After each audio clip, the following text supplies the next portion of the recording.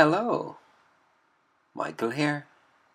Looking again today at Psalms 41, a psalm subtitled, O Lord, be gracious to me.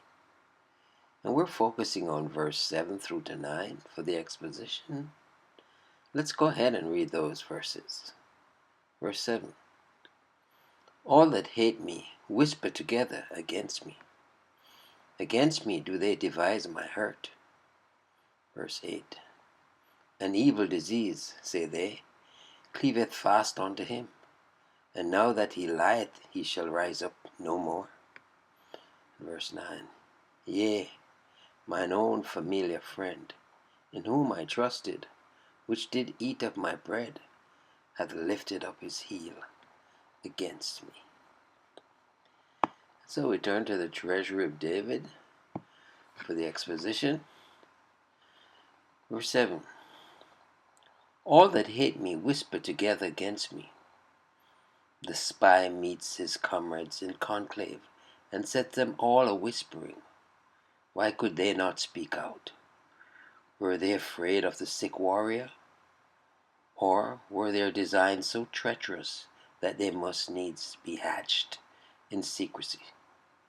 Mark the unanimity of the wicked.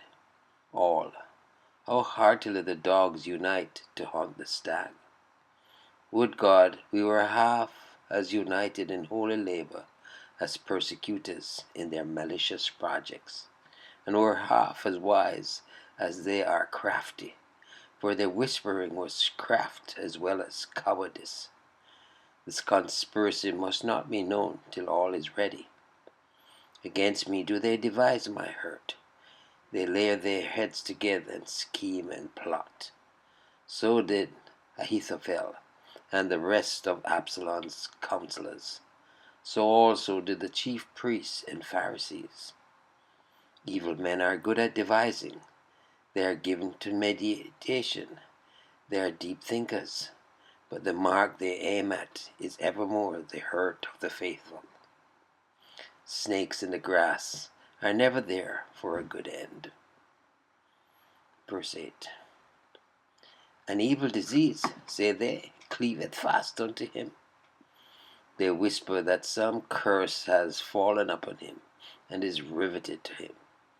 They insinuate that a foul secret stains his character, the ghost whereof haunts his house, and never can be laid.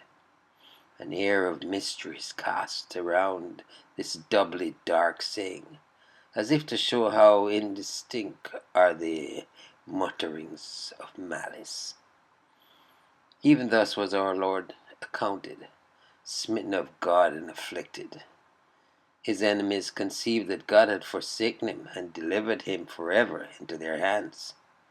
And now that he lieth, he shall rise up no more. His sickness, they hoped, was mortal, and this was fine news for them. No more would the good man's holiness chide their sin. They would now be free from the check of godliness. Like the friars around Wycliffe's bed, their prophesyings were more jubilant than accurate, but they were a sore scourge to the sick man. When the Lord smites his people with his rod of affliction for a small moment, their enemies expect to see them capitally executed, and prepare their jubilees to celebrate their funerals. But they are in too great a hurry, and have to alter their ditties and sing to another tune. Our Redeemer's eminently foretokened this, for out of his lying in the grave he has gloriously risen. Vain the watch, the stone, the seal. Rising, he pours confusion on the enemies. Verse 9. Yea, here is the climax of the sufferer's woe, and he places before it the emphatic affirmation, as if he thought that such villainy would scarcely be believed. Mine own familiar friend, the man of my peace, so runs the original, with whom I had no differences, with whom I was in league, who had aforetime ministered to my peace and comfort. This was Ahithophel to David, and Iscariot with our Lord. Judas was an apostle, admitted to the privacy of the great teacher, hearing his secret thoughts and, as it were, allowed to read his very heart. Et tu, brute, said the expiring Caesar. The kiss of the traitor wounded our Lord's heart as much as the nail wounded his hand. In whom I have trusted. Judas was the treasurer of the Apostolic College. Where we place great confidence, an unkind act is more severely felt. Which did eat of my bread, not only as a guest, but as a dependent, a pensioner at my board. Judas dipped in the same dish with his Lord, and hence the more accursed was his treachery in his selling his master for a slave's price. Hath lifted up his heel against me, not merely turned his back on me, but left me with a heavy kick, such as a vicious horse might give. Hard is it to be spurned in our need by those who formerly fed at our table.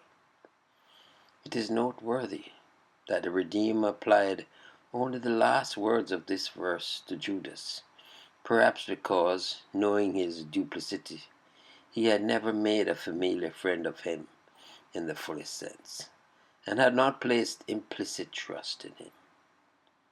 Infernal malice so planned it that every circumstance in Jesus' death should add wormwood to it, and the betrayal was one of the bitterest drops of gall.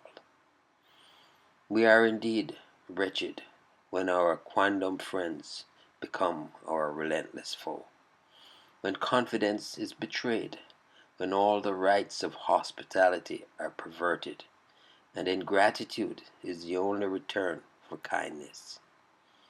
Yet in so deplorable a case we may cast ourselves upon the faithfulness of God, who, having delivered our covenant head, is in verity engaged to be the very present help of all for whom that covenant was made. Trust you enjoyed the meditation.